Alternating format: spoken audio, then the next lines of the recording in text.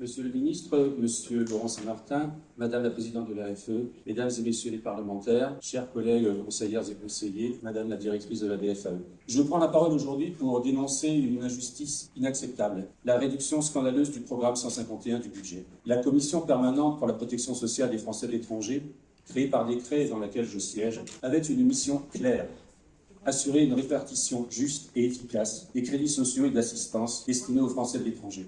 Mais au fil des années, cette mission a été méthodiquement vidée de son sens. Aujourd'hui, nous ne faisons plus que gérer la pénurie, orchestrée par des coupes budgétaires successives. Vendredi, la Commission a acté une baisse généralisée de 5,5%. Cette baisse représente 40 € de moins pour un allocataire au Costa Rica, soit 6 casados, repas de base de moins.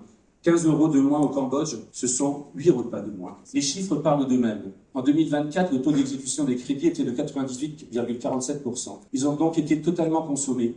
Il semble inconcevable de venir rogner sur ce volet. En 2025, la dotation du programme 151 pour les affaires sociales des Français de l'étranger a été amputée de 1 220 000 €, laissant un budget de 19 164 600 € après application de la réserve de précaution. Le résultat, moins d'aide sociale, des subventions rabotées pour les organismes locaux d'entraide et de solidarité, un soutien réduit aux associations via le soutien du tissu associatif des Français de l'étranger. Et ce n'est pas tout. Les besoins exprimés par les conseils consulaires pour la protection et l'action sociale dépassent largement les fonds disponibles, avec un déficit de 2 359 255 €. Pendant ce temps, l'inflation et les fluctuations monétaires rendent l'ajustement des allocations indispensable, mais impossible avec un budget aussi insuffisant. Pire encore, les aides ponctuelles subissent une baisse de 3,6%, réduisant notre capacité à répondre aux urgences. Où sont les parlementaires censés défendre les Français de l'étranger? Sur 11 députés, 10 issus ou proches de votre majorité n'ont même pas été capables de veiller à la préservation de ce budget vital. C'est une trahison pure et simple envers celles et ceux qui ont été élus. Nous exigeons l'annulation immédiate de la baisse de 5,5% des taux de base décidés en CPP-SSE,